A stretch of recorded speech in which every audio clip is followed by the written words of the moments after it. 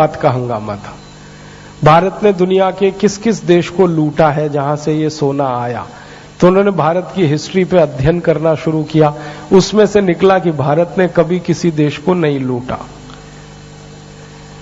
और यही सच्चाई है, हमने कभी किसी देश को नहीं लूटा। हमने दूसरे देशों पर विजय प्राप्त की है, लेकिन लूटा किसी को नहीं है। जीता है युद्ध, लूटा नहीं है किसी को।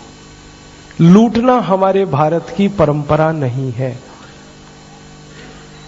एक कहानी तो आप सभी जानते हैं, भगवान श्री राम ने सोने की लंका पर विजय प्राप्त की, लेकिन सोने की लंका को लूटा नहीं।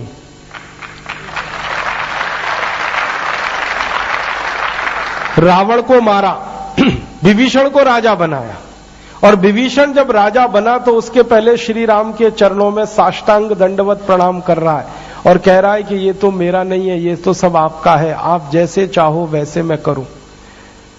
तो लक्ष्मण को तो लालच आ गया एक बार, उन्होंने कहा कि ले लो भैया कुछ सोना, अयोध्या का भला हो जाएगा। श्री राम ने कहा कि लक्ष्मण, हमारी परंपरा नहीं है लूटने की, हम 1 ग्राम भी सोना यहां से नहीं ले जा सकते। तब लक्ष्मण ने कहा कि अपनी अयोध्या तो कुछ गरीबी में है, तो राम ने जवाब दिया, जननी जन्म भूमिश्च स्वर्गादपि गरीयसी, वो भले गरीब है लेकिन हमारी जन्मभूमि है, लौटना हमको खाली हाथ ही है, लूटना नहीं है। अगर श्री राम चाहते तो लक्ष्मण को श्रीलंका का प्रधानमंत्री बनाते और लक्ष्मण की मदद से पूरी श्रीलंका का सोना अयोध्या में ले आते, क्या मुश्किल थी। लेकिन नहीं किया उन्होंने, क्योंकि भारत की परंपरा नहीं है। और श्री राम की कहानी तो मैंने इसलिए सुनाई कि आपको तुरंत समझ में आ जाएगी, वरना तो इस देश में ऐसे सैकड़ों चक्रवर्ती सम्राट हुए हैं जिन्होंने दूसरे देशों को जीता लेकिन लूटा किसी को नहीं। चक्रवर्ती सम्राट अशोक की कहानी, चक्रवर्ती सम्राट चंद्रगुप्त विक्रमादित्य की कहानी, चक्रवर्ती सम्राट हर्षवर्धन की कहानी, चक्रवर्ती सम्राट समुद्रगुप्त की कहानी, ये सब कहानियां हमारे सामने हैं। इन्होंने 20 युद्ध जीते हैं, लूटा किसी देश को नहीं। लूटना हमारी परंपरा नहीं है, तो हमने कभी लूटा नहीं। फिर भी दुनिया का सबसे ज्यादा सोना इस देश में कैसे आया, हर घर में सोने के सिक्के कहां से आए, तब इस पर खोजना शुरू किया तो पता चला कि 3000 वर्षों तक भारत ने दुनिया के देशों से व्यापार किया, और 3000 वर्षों तक इस देश ने दुनिया के देशों को वो सामान बनाकर दिया जो कोई नहीं बनाता था। उस समय के व्यापार में हमारी मोनोपोली थी, और एक्सपोर्ट में हम दुनिया में सबसे आगे रहते थे। दुनिया का कुल बाजार जितना था उसमें 33% एक्सपोर्ट अकेले भारत का था, पूरे बाजार। और हम इंपोर्ट एक चीज का भी नहीं करते थे, सब हम निर्यात करते थे, बेचते थे, खरीदते कुछ नहीं थे, क्योंकि खरीदे हम ऐसी जरूरत हमको नहीं थी, क्योंकि हर चीज इस देश में बनती थी। हम निर्यात क्या करते थे, दुनिया का सबसे बेहतरीन कपड़ा हम निर्यात करते थे, सबसे बेहतरीन कपड़ा। आपको मालूम है, इस देश में ढाका में मलमल बनती थी, इस देश में सूरत में मलमल बनती थी, इस देश में मालवा में मलमल बनती थी।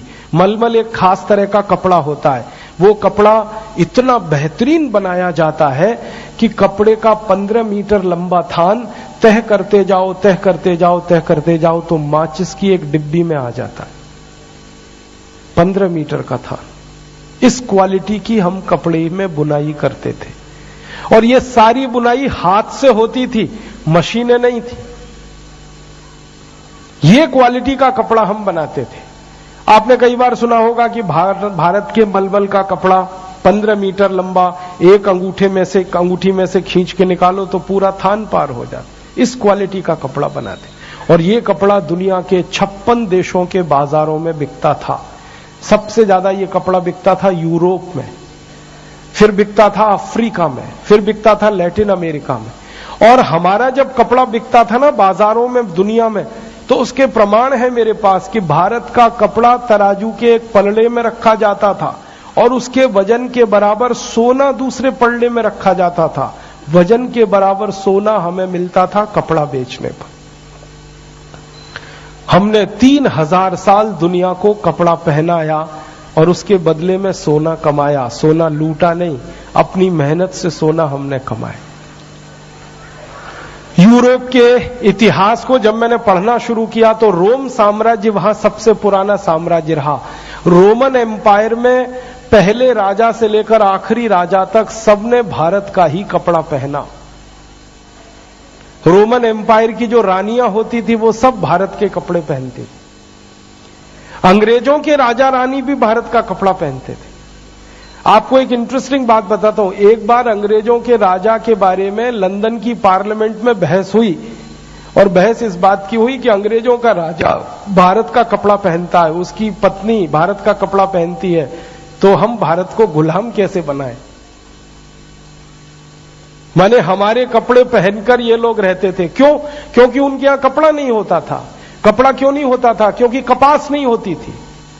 कपास क्यों नहीं होती? क्योंकि मिट्टी इतनी अच्छी नहीं जो कपास कर सकें। तो जब सारी दुनिया कपड़ों से मरहूम थी, नंगी थी, तब हम कपड़ा बनाते थे और दुनिया को कपड़ा पहनाते थे। उसमें हमने सोना कमाया। फिर कपड़ा अकेला नहीं था, हम लोहा बेचते थे दुनिया में, स्टील बेचते थे। स्टील बनाने की परंपरा सबसे पुरानी भारत में है। आपको सुनकर यह गर्व होगा कि सारी दुनिया को स्टील बनाना भारत ने सिखाया। कच्चा लोहा, उससे स्टील कैसे बनाया जाता है, यह टेक्नोलॉजी दुनिया को भारत ने दी और स्टील दिया बनाकर। भारत के स्टील से ईस्ट इंडिया कंपनी के जहाज बना करते थे और ईस्ट इंडिया कंपनी के रिकॉर्ड्स बताते हैं कि वो भारत के स्टील से जब जहाज बनाते थे तो वो जहाज 70 से 80 साल चलता था। और वो ये कहते हैं कि किसी दूसरे देश के स्टील से जहाज बनाओ तो 15 साल में ही खराब हो जाता है। इस क्वालिटी का स्टील हम बनाते थे। भारत के स्टील की विशेषता पता है क्या थी? जंग नहीं लगता था उसमें, ये विशेषता थी। ऐसा स्टील दुनिया में हमने बनाया, जंग नहीं लगता था। और उसके प्रमाण अभी तक मौजूद हैं। दिल्ली के पास मेहरौली नाम के गांव में चले जाइए, एक लौह स्तंभ खड़ा हुआ है जिसमें जंग नहीं लगा, सैकड़ों साल से है। मैं अभी कासगंज गया था भारत स्वाभिमान की एक सभा में। कासगंज में मैंने एक महादेव का मंदिर देखा जिसमें 500 साल पुराना घंटा लटका हुआ है जिसमें जंग नहीं लगा है अभी तक। इस क्वालिटी का स्टील हम। दक्षिण भारत में लौह स्तंभ हैं जिनमें जंग नहीं लगा। ये स्टील हमने बनाया और बेचा और उसके बदले में सोना कमाया। लोहा बेचकर हमने सोना कमाया, कपड़ा बेचकर हमने सोना कमाया। हम ईंट बेचते थे दुनिया में। ककैया ईंट होती है जो बहुत पतली होती है और उस ईंट की स्ट्रेंथ 1000 साल होती है। उस ईंट से बने हुए मकान हजार साल तक नहीं टूटते। भारत के राजा महाराजाओं के जो किले बने हुए हैं ना, वो पतली ईंट के हैं, अभी भी सुरक्षित है। और ईंट से ईंट को जोड़ने के लिए एक मटेरियल हम बनाते थे, चूना। अभी तो बनता है सीमेंट, पहले बनता था चूना। चूने और सीमेंट में जमीन आसमान का अंतर है। सीमेंट अच्छे से अच्छा आप लगाओ, मकान की दीवार में 2-3 दिन में ही क्रैक आ जाएगा। और चूना खराब से खराब लगाओ, 100 साल तक क्रैक नहीं आएगा। दीवार टूट सकती है, क्रैक नहीं आएगा। इस क्वालिटी का चूना बनाते थे। हमारे तो कई किले अभी भी हैं जिनको आप देख सकते हो। जयपुर के पास आमेर नाम का एक छोटा सा शहर है। आमेर का किला देखने जाओ तो चूने की जो दीवारें हैं ना, वो शीशे की तरह से चमकती हैं। इस क्वालिटी का चूना है।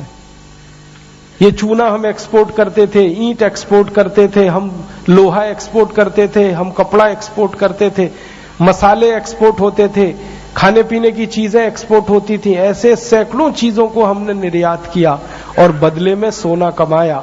3000 साल हम ये करते रहे। इसलिए इतना सोना आया इस देश में कि ये देश सोने की चिड़िया नाम से सारी दुनिया में विख्यात हो गया।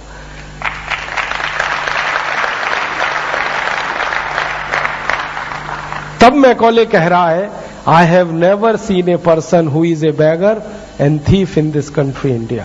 और वो कहता है, घर घर में मैं घुसा तो सोने के सिक्कों का ढेर ऐसा है। इतना धन धान्य संपन्नता वाला देश गरीब कैसे हुआ? गरीबी आई तब जब अंग्रेजों ने ये धन देखा, संपत्ति देखी और उनको लालच आया और उन्होंने इस देश को लूटना शुरू किया। तब गरीबी आना शुरू हुई। अंग्रेजों ने भारत के धन संपत्ति की लूट 16वीं शताब्दी से की थी। और वो कैसे की थी? भारत के पानी के जहाज जाते थे व्यापार करने के लिए, और ये हमारे जहाज अफ्रीका तक जाते थे। अफ्रीका जाने के लिए बीच में लंदन से गुजरना पड़ता है। इंग्लैंड एक ऐसा देश है जो समुद्र के किनारे है, और अफ्रीका जाने वाले रास्ते पर है।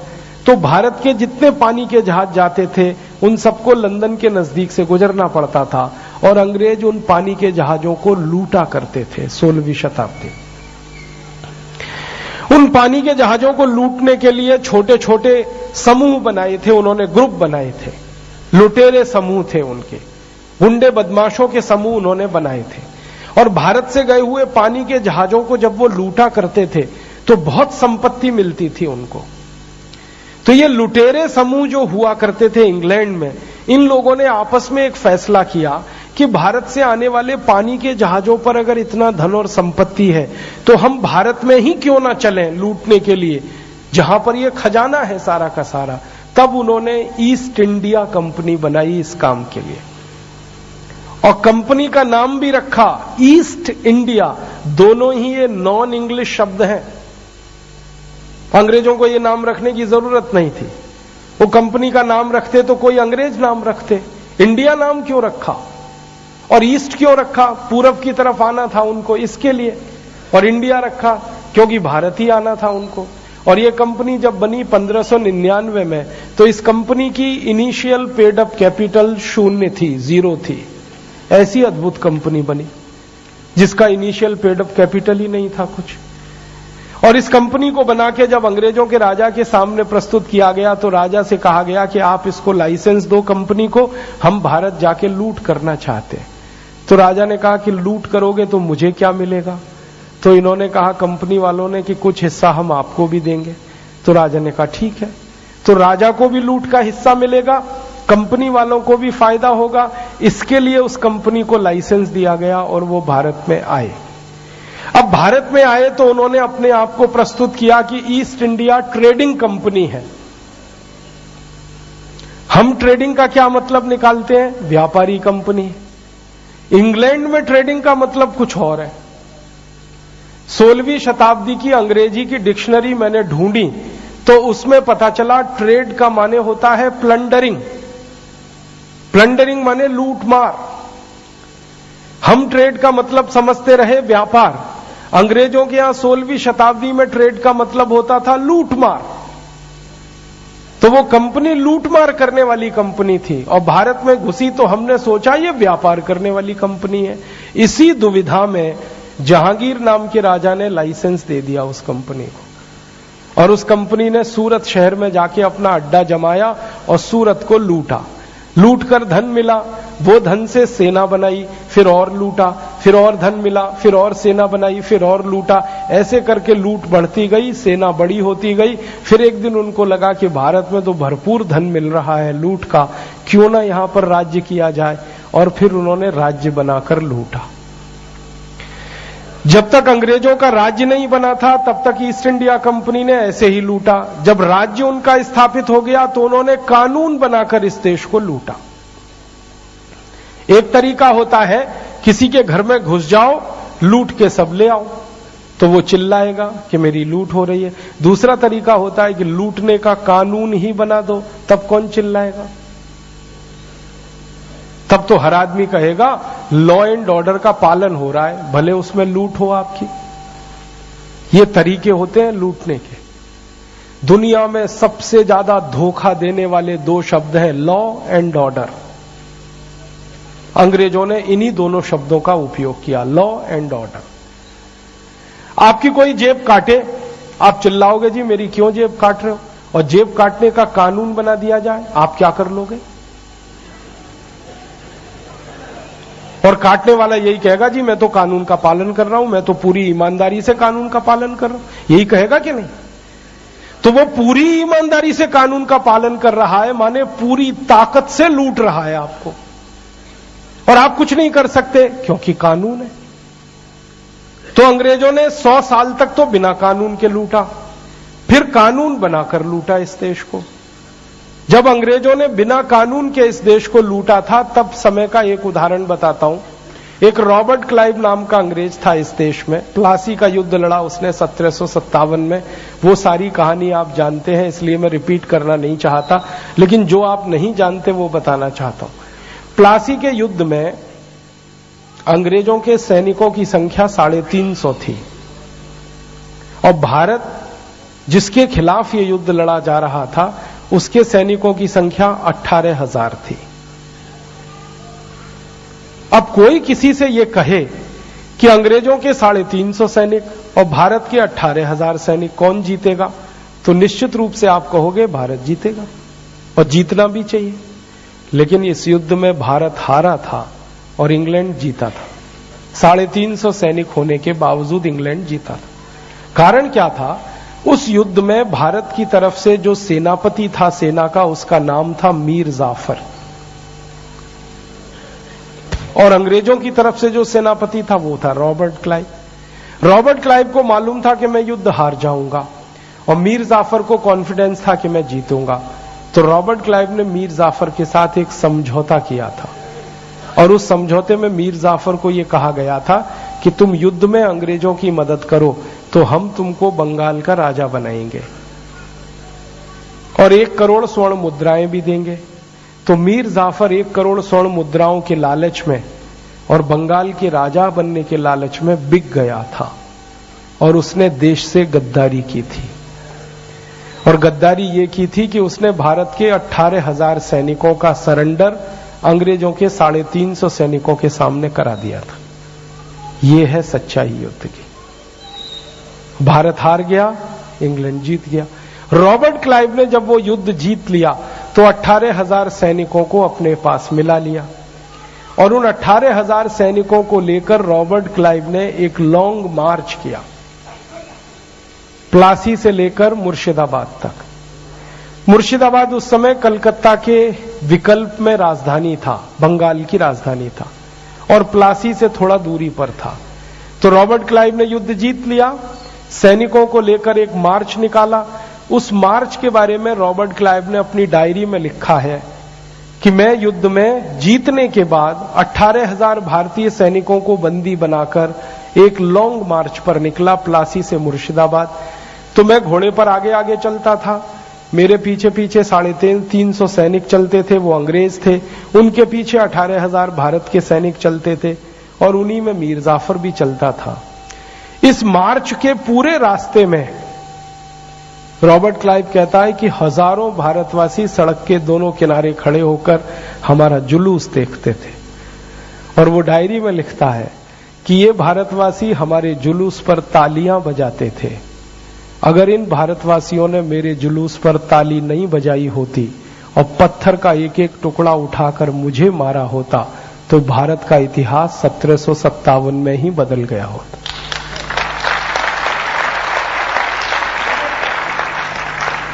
कितनी गहरी बात उसने कही है। हमने अंग्रेजों को पत्थर उठा के नहीं मारा, उनके जुलूस पर हमने तालियां बजाई।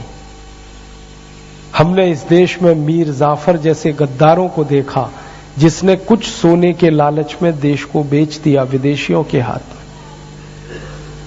इसलिए ये देश अंग्रेजों का गुलाम हुआ और लूट का शिकार हुआ। फिर उस रॉबर्ट क्लाइव ने लूटा, क्योंकि वो राजा हो गया बंगाल का। लूटा उसने, लूटा हुआ धन लेके वो लंदन गया। लंदन की पार्लियामेंट में रॉबर्ट क्लाइव के ऊपर एक मुकदमा चला, उसके ऊपर केस हुआ, क्रिमिनल केस हुआ। आप पूछेंगे क्यों? क्योंकि उसने जितना धन लूटा भारत में, उस धन को उसने बंटवारा नहीं किया, अकेला हजम कर गया। शर्त यह थी कि जो धन लूट का मिलेगा उसमें राजा को भी देना है, इंग्लैंड की पार्लियामेंट को भी देना है, और बचा अपने पास रखना है। रॉबर्ट क्लाइव ने किसी को कुछ नहीं दिया, अकेला हजम कर गया, इसलिए केस चला। मतलब अगर वो लूट का बंटवारा चल करता तो केस नहीं चलता। भ्रष्टाचार यहां से पैदा हुआ। रॉबर्ट क्लाइव इस देश में भ्रष्टाचार की अम्मा था, उसने बीज बोया इस देश में भ्रष्टाचार। ले गया धन लूट का, बंटवारा किया नहीं तो मुकदमा चला। मुकदमे में उससे जो सवाल पूछे गए वो बहुत लंबे हैं, मैं एक ही सवाल को कहूंगा। उससे पूछा गया कि तुम भारत से कितना धन लूट कर लाए, तो रॉबर्ट क्लाइव ने कहा मुझे पता नहीं कितना लाया। तो फिर पूछा गया बताओ, अंदाजा बताओ, तो उसने कहा मैंने गिना नहीं। तो नहीं गिना है तो फिर भी बताओ। तो उसने कहा कि आप सोचो तो ये सोच लो कि भारत से लूट का धन लाना आसान काम नहीं था, क्योंकि भारत से लूट का धन लाने के लिए मुझे पानी के 900 जहाज किराए पर लेने पड़े। तो ब्रिटिश पार्लियामेंट में हड़कंप मच गया। उसको पूछा गया तुम लाए क्या हो, तो उसने कहा सोने के सिक्के लाया, चांदी के सिक्के लाया, हीरे जवाहरात लाया, मोती पन्ना माणिक लेके आया। इन सबको लाने के लिए पानी के 900 जहाज किराए पर लेने पड़े। इतना लूट का धन अकेले रॉबर्ट क्लाइव ने लिया इस देश में। फिर उसको एक सवाल पूछा गया कि ये जो तुम लूट का धन लाए पानी के 900 जहाज किराए पर लेकर, एक जहाज में कितना धन आता है? तो उसने कहा कि एक जहाज में 60 से 70 मीट्रिक टन सोना आता है। ऐसे 900 जहाज में लेके आया। 70,000 किलोग्राम सोने से भरा हुआ एक जहाज, ऐसे 900 जहाज लेके गया रॉबर्ट क्लाइव। इस सोने को आज के हिसाब से अगर हम तौलना शुरू कर दें, आज सोने की कीमत 16,000 रुपए का 10 ग्राम है। आज के हिसाब से तौलना शुरू कर दें तो 300 लाख करोड़ रुपए का सोना निकलता है। अकेला रॉबर्ट क्लाइव ले गया। और रॉबर्ट क्लाइव कोई अकेला नहीं था जो लूट कर गया और भारत का लूट का अध्याय बंद हो गया। रॉबर्ट क्लाइव गया, उसको बाद में इंग्लैंड की पार्लियामेंट ने फांसी की सजा दी, क्योंकि लूटा और पैसा बांटा नहीं। फांसी की सजा होने से पहले उसने अपने आप को गोली मारी और सुसाइड किया था। फिर रॉबर्ट क्लाइव के बाद एक दूसरा लुटेरा आ गया, उसका नाम था वॉरेन हेस्टिंग्स, उसने लूटा। फिर वॉरेन हेस्टिंग्स के बाद तीसरा लुटेरा आ गया कॉर्नवालिस, उसने लूटा। फिर कॉर्नवालिस के बाद चौथा लुटेरा आ गया कर्जन, उसने लूटा। फिर कर्जन के बाद पांचवां लुटेरा आया विलियम वेंटिंग, उसने लूटा। फिर उसके बाद पैथिक लॉरेंस आया, उसने लूटा। ऐसे 84 अंग्रेज लुटेरे आए इस देश में और लूटते ही रहे इस देश को। और उन्होंने जो लूटा उस धन को जब वो लंदन ले गए तो हम गरीब हो गए और हमारे लूट के पैसे से वो अमीर हो गए। हमारी गरीबी का यही एकमात्र कारण है और कोई कारण नहीं। आप इसको सामान्य रूप से यह समझने की कोशिश करिए कि अगर आपका घर कोई लूटे तो आपका घर गरीब होता है, तो देश को कोई लूटे तो देश गरीब होता है। हमारा देश इसलिए गरीब हुआ। और भारत में जो इलाका आपको सबसे ज्यादा गरीब दिखाई देता है, उड़ीसा में, बंगाल में, बिहार में। बंगाल, बिहार, उड़ीसा की गरीबी के बारे में मैं कल्पना नहीं करता था मेरे जीवन में जब तक मैं वहां गया नहीं। ये कौन बच्चा है बहन जी, माता जी, किसका है ये? गरीबी के बारे में मुझे कल्पना नहीं थी बंगाल, बिहार, उड़ीसा में। मैं पहली बार जब कालाहांडी जिले में गया एक व्याख्यान देने के लिए, कालाहांडी भारत का सबसे गरीब जिला कहलाता है, तब मुझे अंदाजा लगा कि गरीबी कितनी है। कालाहांडी में जब मैं व्याख्यान देने के लिए गया तो मेरी सभा में 3 लोग आए। एक मैं खुद, एक माइक लगाने वाला और एक दरी बिछाने वाला। 3 लोग आए थे। हम 3 लोग थे। मैं खुद बोलूं और सुनूं और 2 लोग वो थे। फिर मैंने माइक वाले को पूछा, भैया ये क्यों नहीं आए लोग सुनने के लिए? उसने कहा आप चिंता मत करो, भाषण करो, वो सुनेंगे। मैं पूछा वो कैसे? उसने कहा घर में बैठ के सुनेंगे। मैं कहा जब घर में बैठ के सुन सकते हैं तो मेरे सामने भी सुन सकते हैं। तब उसने गंभीरता से कहा कि वो आपके सामने नहीं आ सकते क्योंकि उनके शरीर पर कपड़े नहीं है। मैंने कहा मुझे उनका घर दिखाओगे? उन्होंने कहा चलो। तो वो ले गया मुझे सरपंच के घर में। सरपंच का घर देखा तो टूटी हुई झोपड़ी 10 बाई 10 की। मैंने दरवाजा खटखटाया, सरपंच की पत्नी बाहर आई। मैंने कहा आपके पति से मुझे कुछ काम है। तो उसने कहा थोड़ी देर इंतजार करो। थोड़ी देर के बाद जब उसका पति बाहर आया तो मैंने देखा पति वही कपड़ा लपेट कर बाहर आया था जिसको पत्नी लपेट के बाहर आई थी। ऐसी गरीबी में इस देश के करोड़ों लोग रहते हैं। और जब अंग्रेजों की लूट के दस्तावेज मैंने पढ़े तब पता चला कि सबसे ज्यादा लूट उसी क्षेत्र में अंग्रेजों ने की है, उड़ीसा में, बंगाल में, बिहार में, झारखंड में। इसलिए सबसे ज्यादा गरीबी भी वहीं दिखाई दे। तो गरीबी का ऐतिहासिक कारण है, हमारी लूट हुई है। अब अंग्रेजों ने एक तो लूट की गैरकानूनी तरीके से, जैसे रॉबर्ट क्लाइव का मैंने उदाहरण दिया। दूसरी लूट की कानून बनाकर, कानूनी तरीके से। अंग्रेजों की संसद में एक बार बहस हुई थी कि भारत को लूटने के लिए क्या क्या कानून बनाए जा सकते हैं। तो विलियम विल्बरफोर्स नाम का एक अंग्रेज था, वो पार्लियामेंट में कह रहा है कि भारत को लूटने के लिए कई तरह के कानून बनाए जा सकते हैं। जैसे भारत में उद्योग ज्यादा चलते हैं, उत्पादन बहुत होता है और दुनिया भर के बाजारों में वो सामान बिकता है, तो भारत में जो उत्पादन हो रहा है वहीं पर एक टैक्स हम लगा दें और वहीं से लूटना शुरू कर दें। तो अंग्रेजों ने भारत के उत्पादन पर टैक्स लगा के लूटना शुरू किया था, जिसको उन्होंने नाम दिया सेंट्रल एक्साइज ड्यूटी। और जब अंग्रेजों ने पहली बार ये टैक्स लगाया 1840 के आसपास, तो 350% सेंट्रल एक्साइज ड्यूटी लगाई। माने 100 रुपए का सामान हम उत्पादन करें तो 350 रुपए अंग्रेजों को देना पड़े टैक्स में। फिर थोड़े दिन के बाद अंग्रेजों की संसद में बहस हुई और उस पर यह बात आई कि भारत के जो व्यापारी उद्योग चलाते हैं और माल बनाते हैं, उनके माल बनाने पे हमने टैक्स लगा दिया। अब ये माल जो बेच रहे हैं, इसके बेचने पे भी टैक्स लगा दो, यहां से लूट लो। तो उन्होंने सेंट्रल सेल्स टैक्स लगाया और वहां लूटना शुरू किया। फिर थोड़े दिन में अंग्रेजों की संसद में फिर बहस हुई और उन्होंने कहा कि भारत के व्यापारी जो बेच रहे हैं तो कुछ ना कुछ तो मुनाफा कमा रहे हैं, तो इनके मुनाफे पे टैक्स लगा दो और वहां लूटो। तो उन्होंने इंडियन इनकम टैक्स एक्ट बना के वहां लूटना शुरू किया। फिर बात आई एक दिन पार्लियामेंट में, तो यह तय हुआ कि भारत का व्यापारी कुछ भी बनाएगा, कुछ भी बेचेगा तो सड़क के रास्ते लेके जाएगा, तो सड़क पर लूट लो उसको, तो रोड टैक्स लगा के लूटा। फिर सड़क पर कोई पुल बना दिया, उस पर से जा रहा है तो टोल टैक्स लगा के लूटा। फिर जहां पर माल बना रहा है वहां म्युनिसिपल कॉरपोरेशन का टैक्स लगा के लूटा। फिर जहां से माल लेके जा रहा है उसको एग्जिट टैक्स लगा के लूटा। फिर जहां माल लेके आ रहा है उसको एंट्री टैक्स लगा के लूटा। ऐसे 23 तरह के टैक्स लगा के अंग्रेजों ने ऑफिशियली लूटा इस देश को। आपको अंदाजा है जब अंग्रेजों ने पहली बार इनकम टैक्स लगाया तो 97% था। माने 100 रुपए की आमदनी करो, 97 रुपए अंग्रेजों को दे दो इनकम टैक्स। सेंट्रल एक्साइज कितना था? 100 रुपए का उत्पादन करो, 350 रुपए दे दो। सेंट्रल सेल्स टैक्स कितना था? 120 से 180%। Road tax, toll tax, municipal corporation के टैक्सेस वो अलग थे। तो ऑफिशियली लूटा फिर अंग्रेजों ने, और ये कम से कम 1840 से 1947 तक, माने 107 साल जम के लूटा। और अंग्रेजों के दस्तावेज बताते हैं कि एक साल में लगभग उन्होंने उस जमाने के हिसाब से $3 अरब लूटा ऑफिशियली।